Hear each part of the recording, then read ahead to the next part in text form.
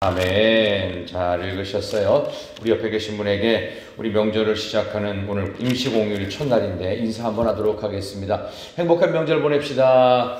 행복한 명절 보내십시다. 행복하고 반갑고 은혜로운 명절 되시길 바랍니다. 주신 말씀을 가지고 생명 걸고 구한 한 여인, 생명 걸고 구한 한 여인이라는 제목으로 말씀 증거하도록 하겠습니다.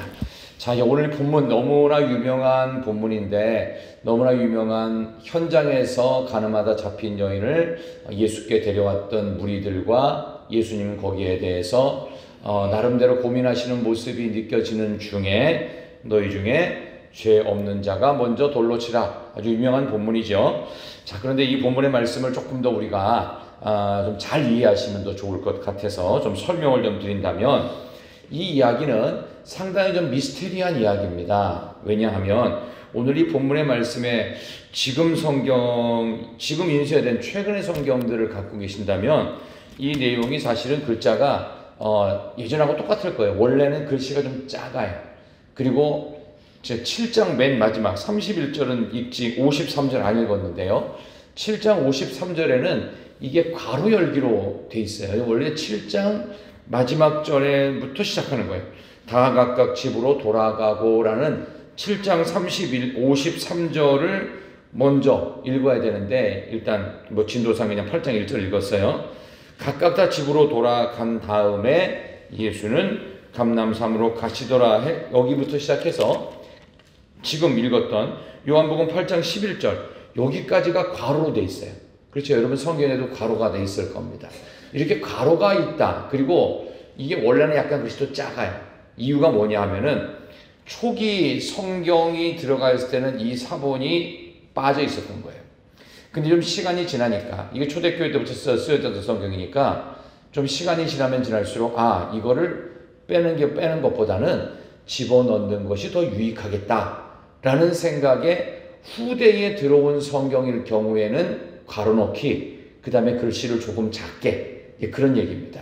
그러니까 이 본문의 말씀이 신빙성이 좀 떨어지거나 그런 얘기가 아니고 처음에는 빠졌는데 나중에 다시 들어갈 만큼 이 본문은 굉장히 의미가 있고 가치가 있는 본문이다. 이렇게 보시면 됩니다. 그래서 이 본문은 원래는 성경에서 빠져 있다가 후대에 들어온 성경이다. 이렇게 보시면 되겠고요. 처음에는 왜 이게 빠져 있었을까 이런 생각도 해볼 수 있고 동시에 근데 성경에 들어와 있잖아요. 늦게라도 이 성경이 여기에 이 내용이 성경에 기록된 중요한 의미는 무엇일까 이런 거를 동시에 생각하면서 새벽부터 머리를 좀 많이 굴리는 이야기를 해서 죄송한데요. 그래도 한 번은 생각해 볼 필요가 있는 본문이어서 마침 오늘 우리가 읽었기 때문에 좀 설명을 좀 드리고자 합니다. 이 이야기는 현장에서 성적 범죄를 범하다가 현행범으로 잡혀온 한 여인이 등장합니다. 한 여인에게 스포트라이트가 딱 무대에서 비춰진 거예요. 그리고 이 여인을 잡아왔던 당시 예수님을 요한복음 7장에 보면은 예수님이 실제로 사내들인 공회 사람들, 당시 국회의원들을 통해서 성전 경비병에 의해서 체포 명령이 내려져요. 근데 성전 경비병들이 갔는데 못 잡아와요. 감동을 받고 어떻게 이런 사람 잡아오느냐 이런 반문을 할 정도로 좀 골치 아파지니까 이 당시에 그 정치, 경제, 종교의 최고 리더들이 어떻게 하면 예수님을 체포해가지고 죽일까 고민하던 차에 이 여자가 보인 거예요. 이 여자가 현장에서 가늠하고 있는 것을 그 자리에서 잡아버린 거예요. 그리고 이 여자를 갖다가 거의 현장에서 그랬으니까 거의 반나체 차림 아니었겠어요? 머리는 다운클어지고 반나체 차림이었던 이 여자를 예수님이 있는 성전에서 가르치고 계셨을 때예요. 오늘 8장 2절에 나오죠. 성전에 아침에 가셔서 예수님이 많은 사람들을 하나님 말씀으로 가르치고 있을 무렵에 그때 참 불미스럽게도 이 죄범한 여인을 그 예수님과 무리들 앞에 집어 던지는 거예요. 그런 상황이 됐습니다. 자, 이런 상황 속에서 우리는 한 번쯤은 또 생각해 볼 문제가 뭐냐. 세월이 지나면서 이 이야기가 그 초대교회의 그 사람들에게 회자된 아주 중요한 이야기가 되었을 것입니다. 이 여인도 나중에 용서를 받고 그 다음에 믿음으로 잘 살았을 것으로 추정할 수 있습니다.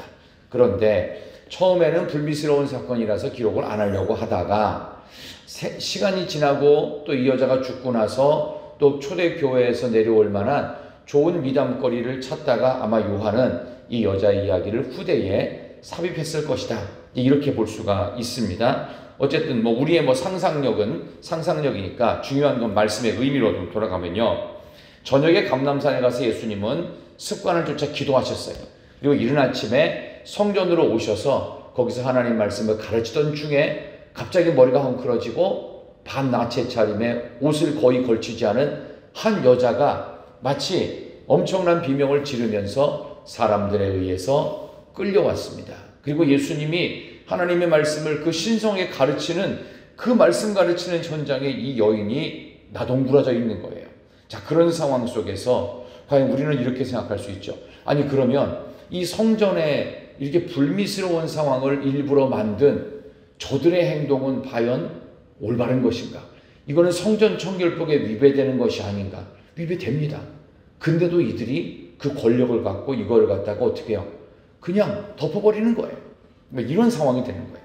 이런 상황도 벌어지는 아주 애매모호하면서도 미스테리한 사건이 오늘 성경에 읽은 이 말씀이라고 볼 수 있겠습니다. 오늘 본문의 말씀 잠깐 다시 보시면 4절 보세요. 4절을 보시면 예수께 말하되 선생님 이 여자가 간음하다가 현장에서 잡혔나이다. 이런 얘기는 개인적으로 성전 아닌 데서 했어야 되는데 이런 상황까지 벌어지고 있는 거예요. 그러니까 교회에서 설교를 하는 중에 범죄자를 여기다가 끌고 와가지고 경찰들이 그런 거하고 똑같은 거예요. 그 얼마나 우리 교인들로 예배드리고 말씀 듣는 여러분들로서는 황당하겠습니까? 다시는 막 그런 일을 기억하고 싶지 않을 수도 있는 그런 불미스러운 현장을 만들어버렸다는 거예요. 그래서 아주 함정파기 질문을 합니다. 예수님께. 이 여자는 어떤 여자냐 딱 보면 알잖아요. 그런데 여기에 대해서 함정파는 질문을 하죠. 5절 보십시다. 5절 참 잔인한 질문이에요. 5절 모세는 시작. 어떻게 말하겠나이까? 아멘. 현행범으로 이 엉망진창이 된 이 여자를 데리고 와가지고 율법에 모세 율법에 이스라엘 사람들은 모세하면 껍벅 죽습니다. 모세하면 뭐 엄청나요. 율법에 분명히 돌로 쳐서 죽이라고 했는데 당신은 어떻게 하겠습니까? 그 얘기예요 지금. 근데 이거를 여러분이 상상할 수 있는 방법. 이 여자를 그럼 모세 율법대로 죽여라. 그러면 예수님 말씀하신 사랑은 거짓말이 되는 것이고 그러면 죽이지 말고 용서해라 라고 하면 모세 율법을 어기는 거예요. 어떤 말을 해도 다 걸려들어요.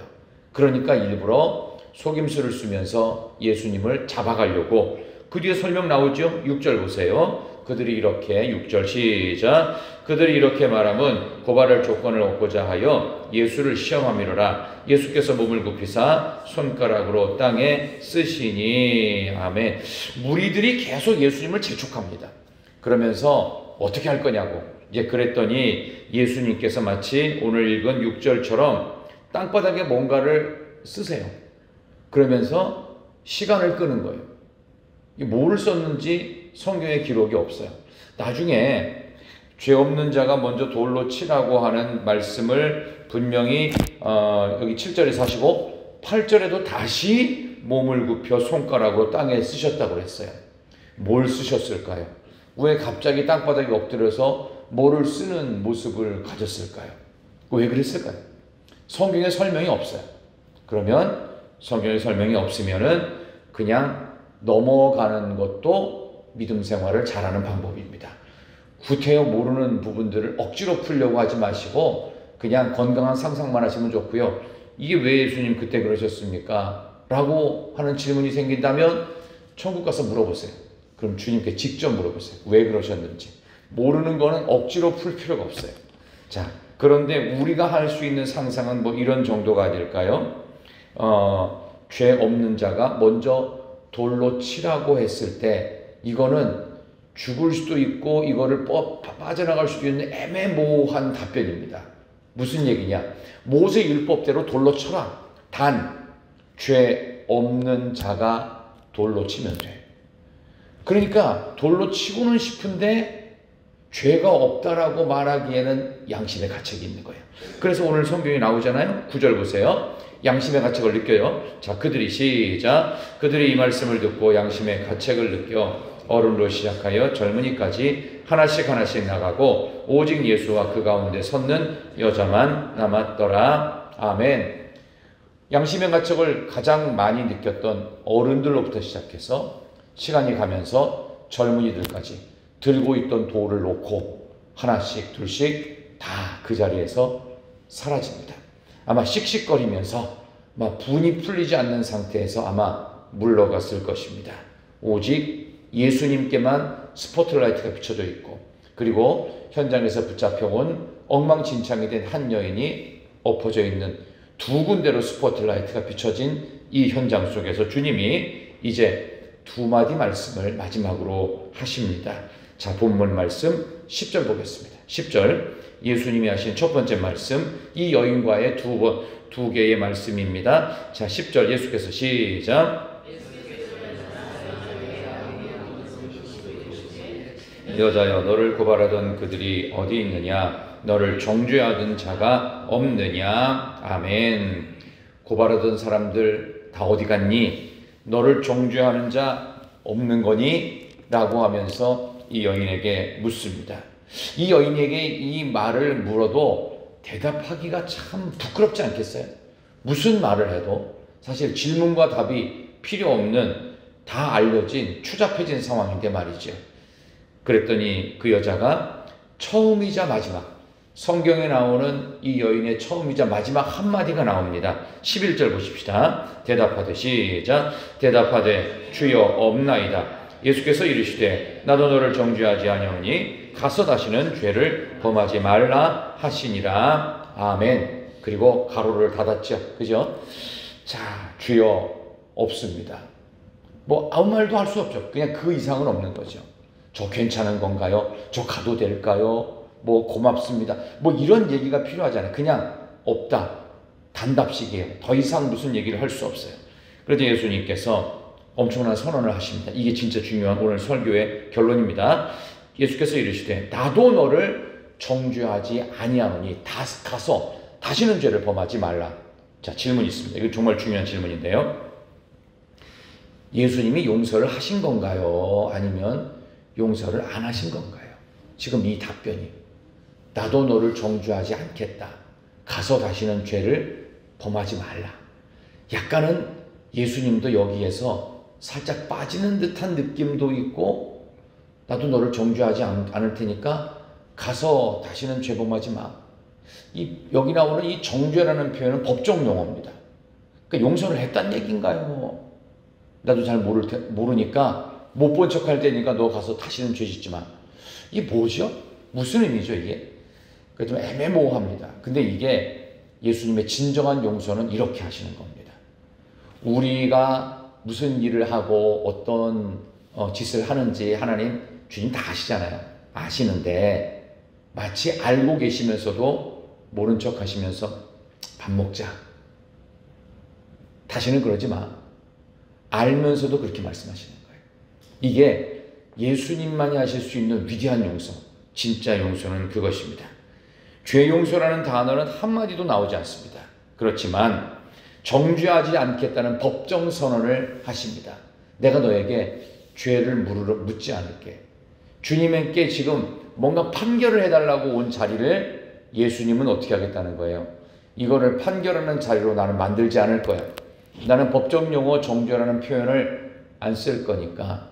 그리고 나는 지금 이 상황에 대해서 내가 앞으로 어떻게 살지만 중요하니까 가서 다시는 죄를 범하지 말도록 해라. 이런 죄, 어떤 죄도 범하지 않는 그런 삶을 살아라. 요한복음 전체의 주제는 예수님이 하나님이심을 믿게 하는 겁니다. 믿음 있게 살라는 거예요. 그러니까 그녀의 삶은 이전까지는 어떤 삶이었다는 거예요? 자기 쾌락과 욕망의 삶이었어요. 이후에는 어떻게 살라는 거예요? 다시는 죄를 범하지 말라. 다시는 쾌락과 욕망의 삶이 아니라 믿음의 삶을 살아라.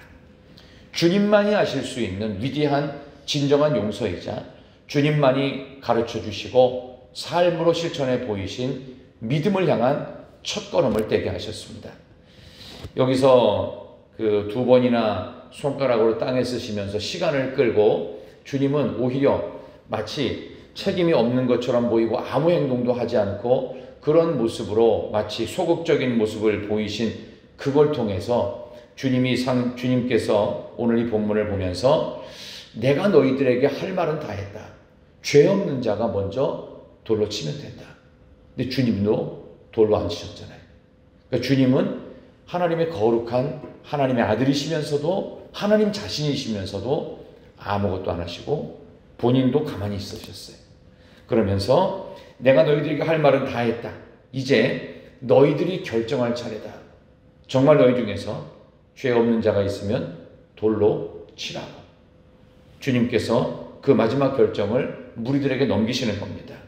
그리고 혹시라도 기분이 상하고 화가 난다면 나를 돌로 치든지 너희들 마음대로 해라. 이거는 정말로 주님께서 이 한 여인을 살리시기 위하여 자신의 목숨을 건 행동이었습니다. 생명 걸고 구한 한 여인, 누굴까요? 저와 여러분입니다. 우리에게 질문하지 않습니다. 너를 돌로 치려고 고발했던 사람들 다 어디 있냐? 그러니까 고발했던 사람들 어디 있냐고 묻잖아요. 무슨 얘기예요?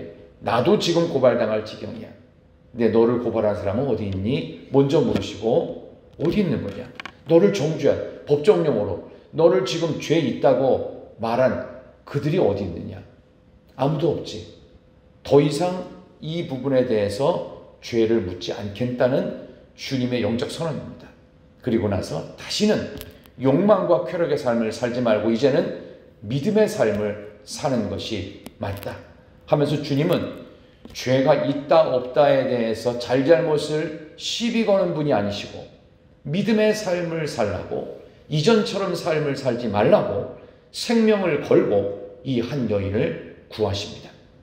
우리 교회는 이런 교회가 되어야 할 줄로 믿습니다. 한 영혼을 살리기 위해서 온 지체가 기도해야 되고 한 사람을 시족하지 않기 위해서 우리가 함께 기도하면서 영적 권면 그렇게 하면 안 되고 믿음으로 갖고 살아야 돼. 믿음 갖고 살아야 돼. 은혜롭게 살아야 돼. 이전처럼 즐거움과 쾌락만 주면 안 돼. 믿음 갖고 살아야지 하면서 영적으로 온유한 심정으로 잘 권유할 수 있는 그런 우리 희락교회 공동체. 주님께서도 정죄하지 않고 주님께서도 더 이상 고발의 자리에 이 여인을 두지 않으셨다면 우리는 마땅히 그 누구도 정죄하지 않아야 될 것입니다. 그 정죄의 잣대는 나 자신을 향해서 들이대면서 나를 십자가에 더욱 처봉족시키는 자로서 기도하고 믿음의 삶을 살아야 할 줄로 믿습니다. 생명 걸고 건전했던 한 여인 같은 한국교회, 생명 걸고 이 나라 대한민국 가운데 140년 전에 선교사들이 와서 피를 뿌리면서 이 땅을 위해서 이 땅을 사랑했습니다. 자녀를 죽이고 자녀와 본인이 양화진과 절두산에 묻히면서까지 이 땅을 사랑했고 이 나라 대한민국을 살리기 위해서 수많은 복음의 역군들이 헌신하고 피를 흘렸습니다. 그것이 한국교회고 우리 교회의 모습입니다. 저는 오늘 이 본문의 말씀을 보면서 생명 걸고 구원한 한 여인 같은 저와 여러분을 위해서 오늘 명절의 첫날 또 임시공휴일에 하나님이 주신 은혜의 말씀을 마음속에 잘 간직하시기를 소망합니다. 혹시라도 또 만나게 되는 이제 일가 친척들 좀 마음이 불편한 사이가 있다면 잘잘못을 따지는 자리가 되지 마시고 우리가 앞으로 더 잘 지내보자 하면서 화해하는 자리, 서로를 축복하는 자리, 격려하는 자리, 그리고 살리는 말들을 많이 하고 이것저것 쓸데없는 질문하지 말고 꼭 필요한 이야기들이 오가는 은혜롭고 덕담이 가득한 그런 명절을 출발하는 복된 날 되시기를 다시 한번 진심으로 축원합니다. 아버지 하나님 감사합니다. 오늘 주신 말씀을 기억하며 생명 걸고 한 여인을 주님이 살려내셨습니다. 나도 너를 정죄하지 않겠노라고 다시는 죄를 범하지 말라고 우리 주님께서 이 고소고발의 현장, 정죄할 수밖에 없는 법정과 같은 두려운 현장 속에서 주님도 더 이상은 이 여인의 잘잘못을 따지지 않고 시비 걸지 않으셨습니다. 여전히 우리도 우리의 죄악된 모습을 간과하시고 다 넘기시고 주님의 십자가로 품으셨던 것처럼 십자가 예수님의 사랑이 풍성한 그런 명절을 출발하도록 주님 인도하여 주시옵소서. 오늘 이 귀한 자리에 나와서 함께 또 예배를 드린 우리 귀한 성도님들 한 분 한 분의 삶을 하나님 기억하여 주시옵소서. 오늘도 생명 걸고 구원한 한 여인 같은 우리들을 지금도 사랑해 주시고 이끌어 주시는 예수님의 이름으로 기도드리옵나이다. 아멘.